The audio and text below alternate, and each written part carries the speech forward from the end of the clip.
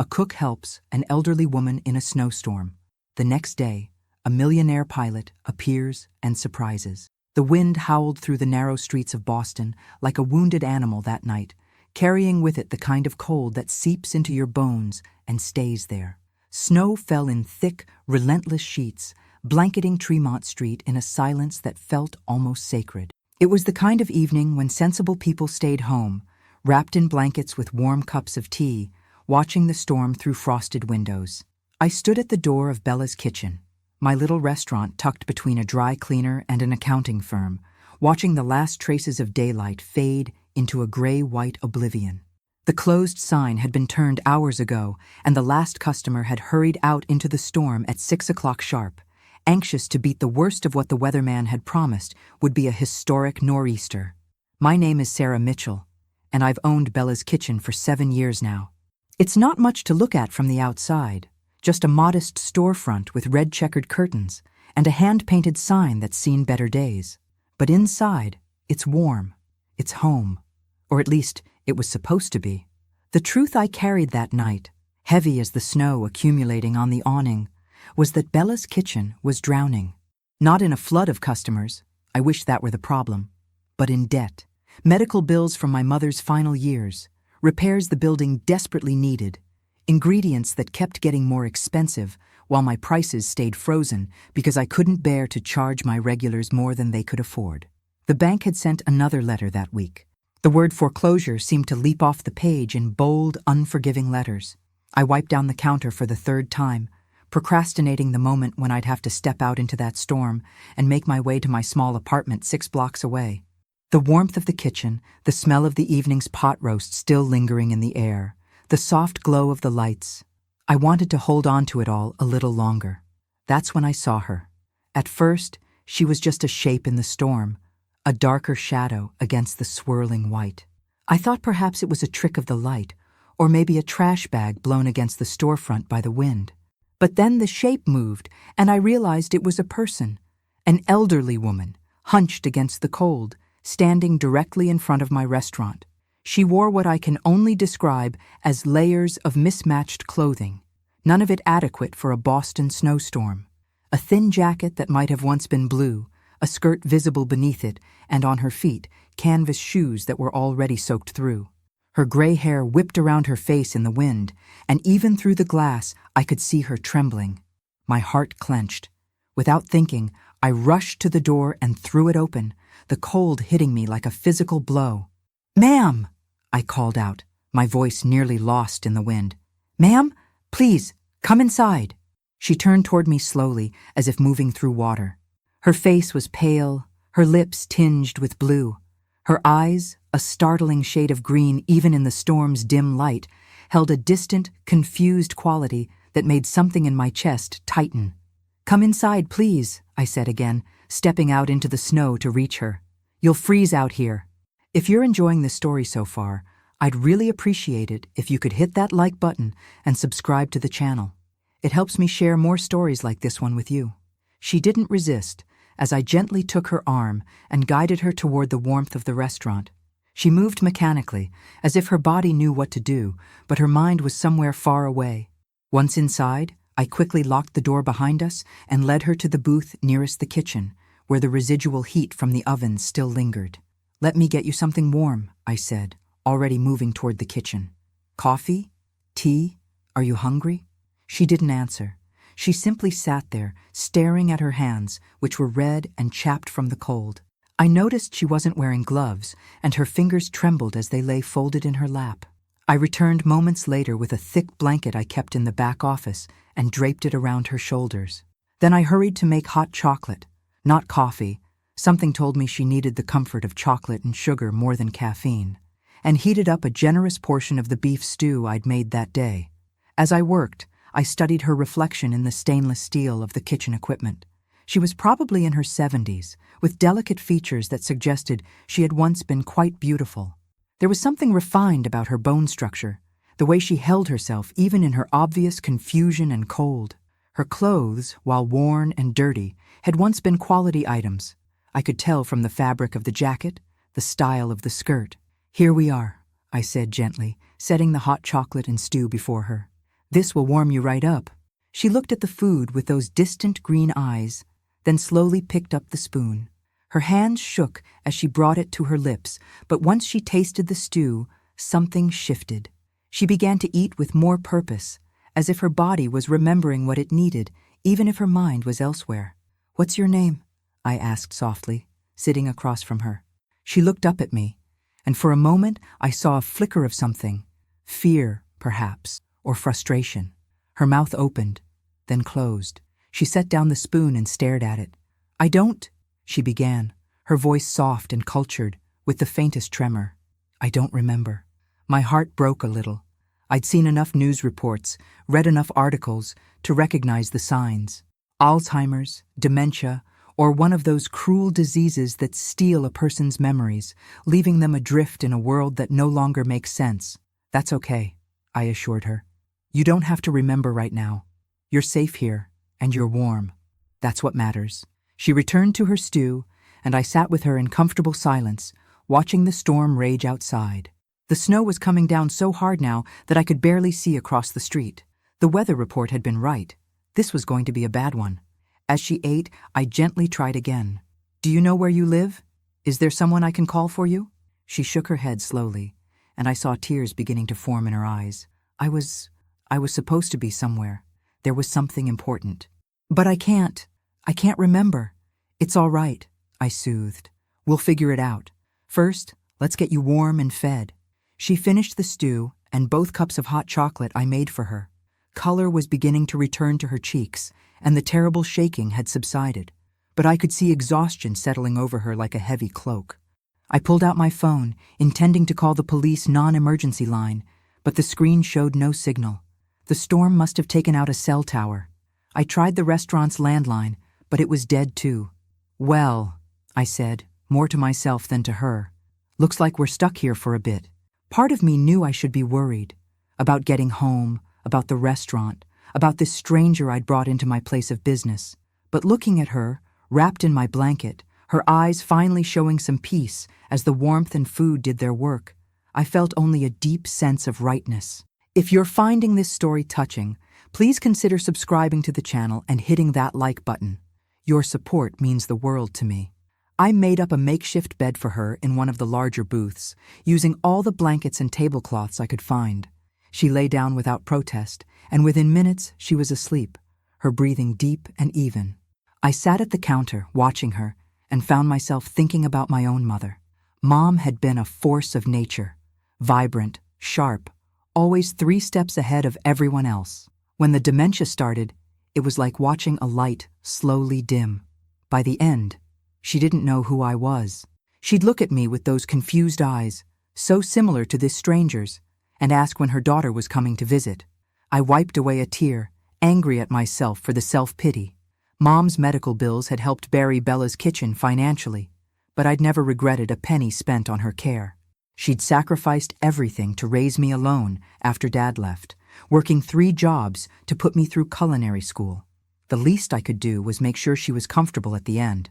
But now, sitting in my restaurant that I was about to lose, watching over a stranger who needed help just as desperately as my mother once had, I felt the weight of it all. The unfairness, the exhaustion, the fear. The storm raged on through the night. I dozed in fits and starts, checking on my guest every hour or so. She slept peacefully, which I took as a good sign. Around 3 in the morning, the snow finally began to ease, and by dawn, it had stopped altogether. Boston woke up to nearly 2 feet of snow. The streets were silent and white, transformed into something almost magical in the early morning light. I stood at the window, coffee in hand, watching the city slowly begin to dig itself out. Behind me, I heard movement. The elderly woman was awake, sitting up and looking around with those confused eyes. "Good morning," I said gently. "How are you feeling?" "Better," she said softly. "Thank you. You're very kind. Are you hungry? I can make breakfast." She nodded, and I went to work, preparing scrambled eggs, toast, and bacon. As she ate, I tried again to help her remember something, anything, that might give me a clue about where she belonged. "Do you remember your name yet?" I asked. She thought for a long moment, her brow furrowed. "Margaret," she said finally. though she didn't sound entirely certain. I think I'm Margaret. That's a beautiful name, I encouraged. Margaret, do you remember anything about where you live? What neighborhood? She shook her head, frustration evident on her face. There's a garden, she said suddenly.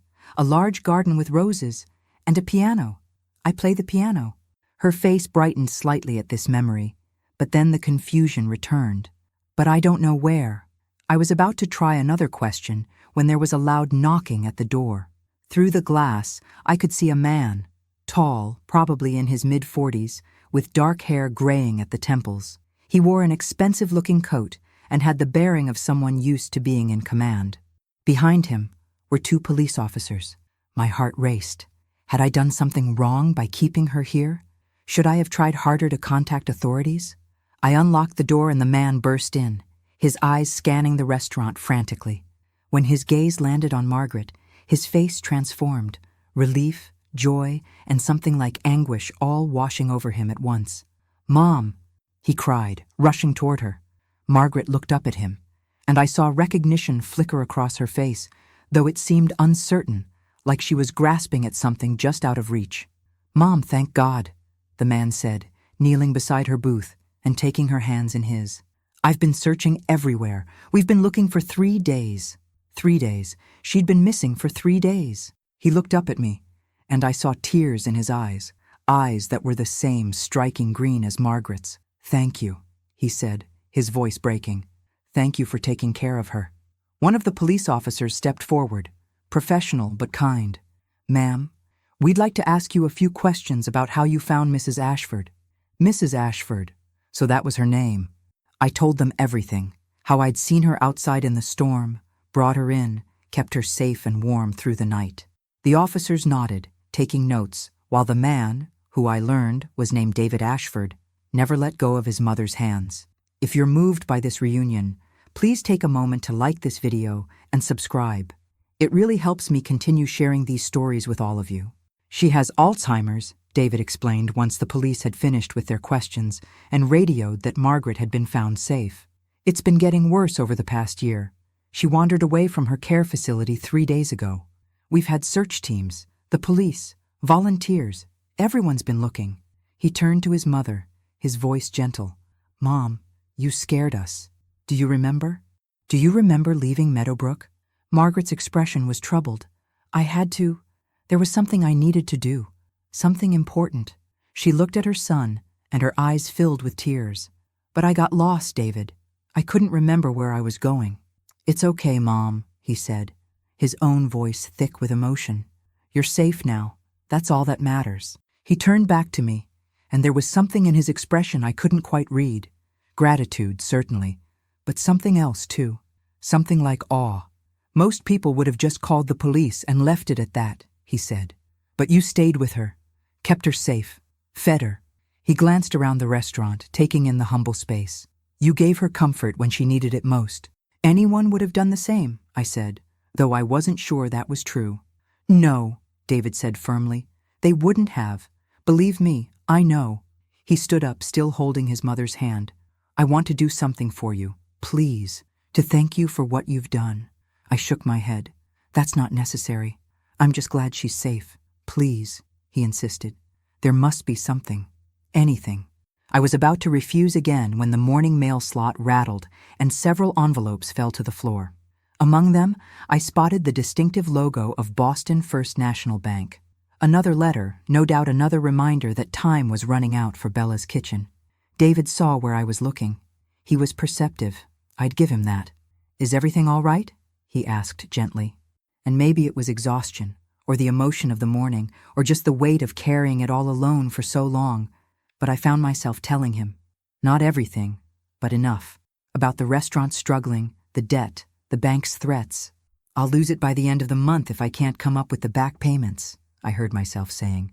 "But please, don't think I'm telling you this because I want something. I'm not. You're honest," David finished for me, "and kind. And you saved my mother's life." He was quiet for a moment, then said, "What if I told you I could help? Would you let me?" I wanted to refuse. Pride is a powerful thing, and I'd always made my own way. But I thought of Bella's kitchen, of the regulars who came in for their morning coffee, the families who celebrated birthdays in our booths, the warmth and community this little place represented. It wasn't just my dream. It was something that mattered to the neighborhood. I couldn't accept charity, I said carefully. It's not charity, David replied. It's gratitude. My mother is everything to me. When she went missing, he paused, composing himself. I'm a pilot. I own a regional airline company. I spend my life making sure people get where they need to go safely. But I couldn't keep my own mother safe. And then you did. You, who didn't know her, who didn't know me, who had every reason to just lock your door and go home. But you didn't. Margaret had been listening to our exchange with that distant, confused expression, but now she spoke up. The kind lady, she said, looking at me. The kind lady with the warm food and the soft blankets. David, you must help the kind lady. There was something so pure in her request, so childlike and sincere, that I felt my resistance crumbling. At least let me look at your situation, David said. No promises, no obligations. Just let me see what I can do. And so I found myself showing him the stack of bills, the bank letters, the restaurant's books. He looked through everything with the practiced eye of a businessman, asking questions, making notes on his phone. The police had left by then, and Margaret was dozing again in her booth, exhausted by the night's ordeal and the emotion of being found. Okay, David said finally, setting down the last of the papers. Here's what I'm thinking. The total debt is significant but manageable. I can pay off the mortgage entirely. Don't argue, he added quickly when he saw me about to protest. I can pay it off, and I want to. In return, all I ask is that you name one dish on your menu after my mother. Keep her memory alive in this place that saved her life. Is that something you could do? I felt tears welling up in my eyes. You'd do that? Really? In a heartbeat, he said. My mother taught me that kindness is the most valuable currency in the world. She lived by that principle her whole life. It's only fitting that her rescue comes from someone who shares that belief. Please take a moment to like this video and subscribe to the channel if you're enjoying this story. Your support helps me share more content like this. The next few weeks passed in a blur. David was true to his word, more than true to it. He paid off not just the mortgage, but all the restaurant's outstanding debts. He hired contractors to make repairs the building desperately needed. He even set up a small endowment to help with future operating costs, so that one unexpected expense wouldn't threaten Bella's kitchen again. But more than the money, he gave me something else. He brought his mother back to visit.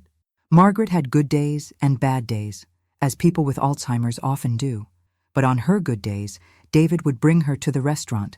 She'd sit in her booth, as the regulars came to call it, and I'd serve her the special dish I'd created in her honor. Margaret's garden harvest stew, made with root vegetables and herbs, garnished with edible roses in tribute to the garden she sometimes remembered. On those visits, Margaret would sometimes play the piano I'd rented and placed in the corner. David's idea, and a good one. Her fingers would find the keys with a muscle memory that transcended her failing mind, and she'd play old standards with a skill that spoke of years of practice. Customers would stop their conversations to listen, and the restaurant would fill with music and a sense of something sacred. David and I became friends during this time. He told me about his life, about building his airline from the ground up, about the weight of responsibility for hundreds of employees and thousands of passengers, about the guilt he carried for being too busy, for missing the early signs of his mother's illness, for not being there when she wandered away from Meadowbrook. I was in Seattle when they called, he confided one afternoon over coffee. Flying back, I kept thinking about all the times I'd been too busy to visit, all the calls I'd cut short because I had another meeting. What if I never got to see her again? What if the last time I saw her was that rushed visit where I was checking my phone half the time? But you did get to see her again, I reminded him gently. And now you make time. Because you saved her, he said. You gave me a second chance. I thought about that a lot in the months that followed, about second chances and kindness and the way a single moment can change everything. If I had locked that door and gone home that night, Margaret might have died in the storm. David would have lost his mother. And I would have lost Bella's kitchen, along with all the community and connection it represented. Instead, all of us were saved, in different ways perhaps, but saved nonetheless. Margaret passed away peacefully 18 months after that snowy night, surrounded by family in the care facility where she'd spent her final years. David called me himself to tell me, his voice heavy with grief, but also with gratitude for the extra time they'd had together. She had a good day near the end, he told me. She was confused about a lot of things, but she remembered you.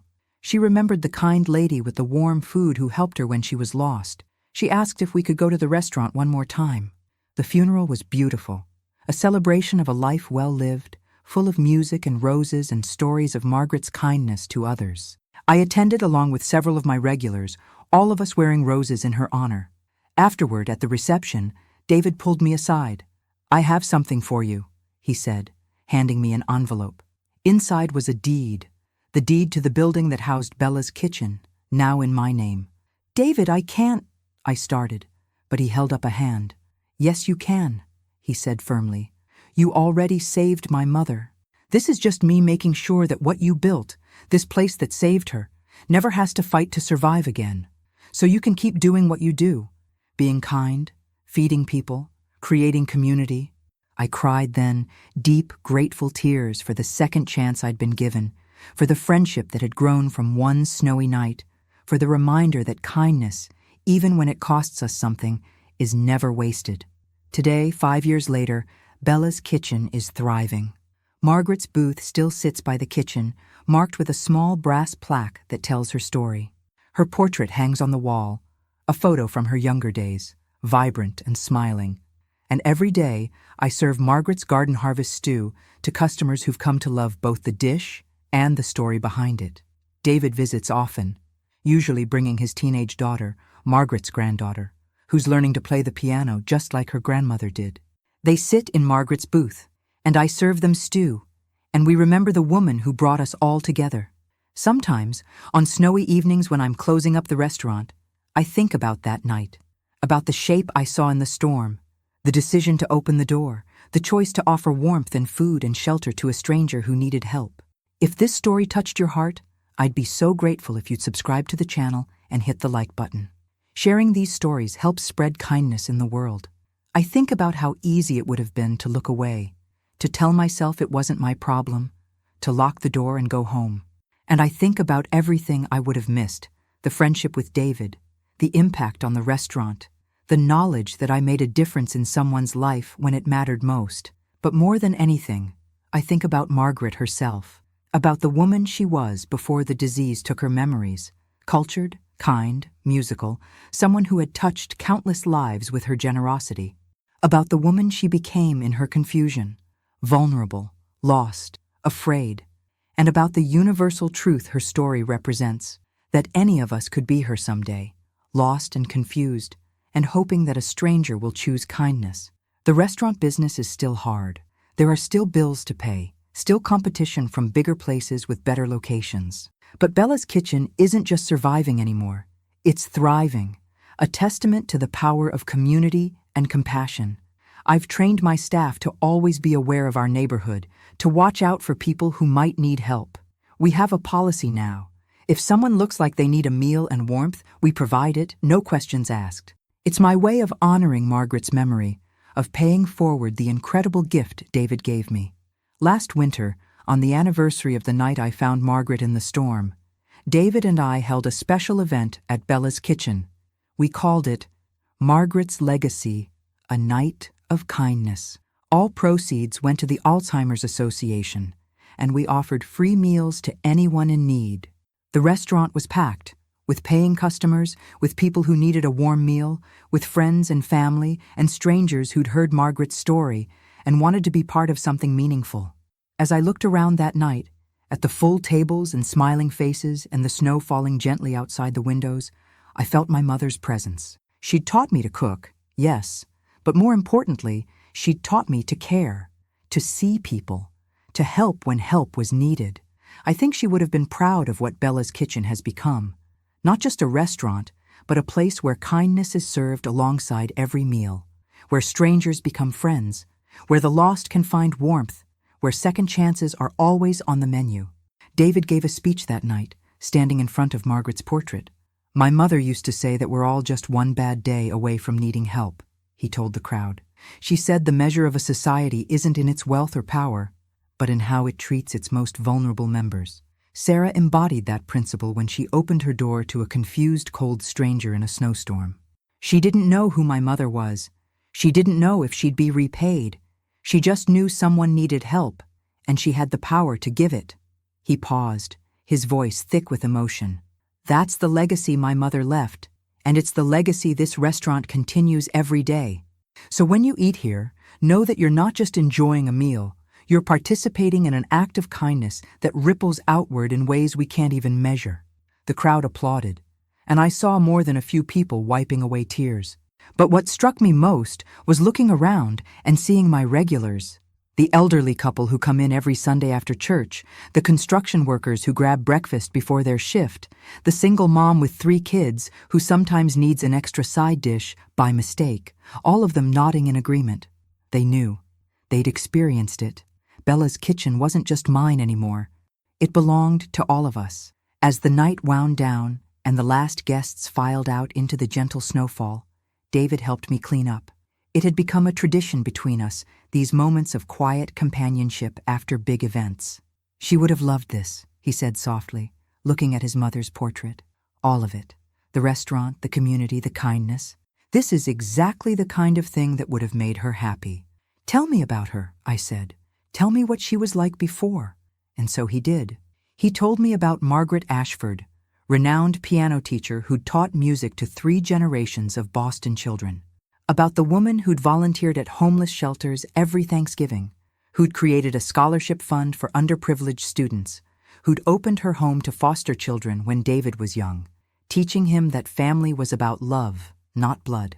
She had this saying, David reminisced, kindness is the rent we pay for living on this earth. She lived by that. Every day she looked for ways to make someone's life a little better, a little brighter. She passed that on to you, I observed. Look at what you've done for me, for this place. Only because you showed me it was possible, he replied. That night, when you took in a stranger who had nothing to offer you in return, that was pure kindness. No expectation of reward, no calculation of benefit. Just human compassion. You reminded me of what my mother had taught me, what I'd forgotten in the rush of building a business and chasing success. If you've made it this far in the story, thank you so much for listening. Please consider subscribing and hitting the like button. It truly makes a difference and helps me continue sharing these meaningful stories with you. We stood there in the quiet restaurant, surrounded by the evidence of Margaret's impact, the full donation box for the Alzheimer's Association, the guest book filled with signatures and messages of hope, the lingering warmth of community and connection. You know what the hardest part was? David said after a long silence. Watching her forget, not just memories, but herself. The disease took pieces of her, day by day, until the woman I knew was hidden behind confusion and fear. He turned to me, his green eyes, so like hers, shining with unshed tears. But that night, when you took care of her, she was still herself where it mattered, still worthy of kindness and dignity and care. You saw that. You treated her like a person, not a problem. His words hit me deeply because I understood. I'd watched the same thing happen to my own mother. I knew the grief of watching someone you love disappear by degrees, the guilt of sometimes feeling relieved when the end finally came, because at least the suffering was over. That's why this place means so much to me, I said quietly. It's not just a restaurant. It's a reminder that we're all connected, that we all have value, that none of us knows when we might be the one who needs help. David nodded. And that's why I'll always support Bella's Kitchen. Not just financially, but as a member of this community. You've built something here that matters, Sarah. Never forget that. As he left that night, I watched him walk to his car through the snow. He paused to help an elderly man navigate the icy sidewalk, offering his arm without hesitation. Margaret's legacy, alive in her son. I turned back to the restaurant, to Margaret's booth and her portrait, and the piano that had been hers. The lights cast a warm glow over everything, and I felt a deep sense of peace. Whatever struggles lay ahead, and there would be struggles, because that's life, I knew I wouldn't face them alone. This place, this community, these connections forged in kindness, they would sustain me. The snow continued to fall softly outside, but inside Bella's kitchen, everything was warm and bright and full of hope. just as it had been that night 5 years ago when a confused, lost woman stumbled into my life and changed everything. I locked up and headed home through the quiet streets, my boots crunching in the fresh snow. As I walked, I thought about the mystery of how our lives intersect, how a single moment of choosing kindness over convenience can alter the trajectory of everything that follows. If I had walked past Margaret that night, if I had convinced myself it wasn't my responsibility, if I had prioritized my own comfort over her need, I would have lost so much more than I could have imagined. Not just the restaurant, though that was saved, but the friendship with David, the connection to Margaret's story, the deeper understanding of what it means to be part of a community. Most of all, I would have missed the profound truth that Margaret's story taught me, that every person has value, every act of kindness matters, and we are all just one bad day away from needing someone to open their door and invite us into the warmth. As I reached my apartment, I looked back toward Tremont Street, where Bella's kitchen stood like a beacon in the snowy night. The sign was dark now, but I could picture it lit up tomorrow morning, welcoming the regulars and the newcomers alike. Inside those red checkered walls, Margaret's garden harvest stew would simmer on the stove. The piano would wait in the corner for David's daughter to play. The brass plaque would tell its story to anyone who cared to read it. And I would be there, doing what I've always done. Cooking, serving, caring, being kind, paying my rent for living on this earth. Thank you very much for taking the time to listen to Margaret's story. If he touched you in any way, please click the like button and subscribe to our channel, so you help me continue to share these stories of hope, kindness, and the beautiful ways in which our lives intersect. Remember, we never know when a small act of compassion can change everything for someone else and for ourselves. Until next time, you can be the heat in someone's storm.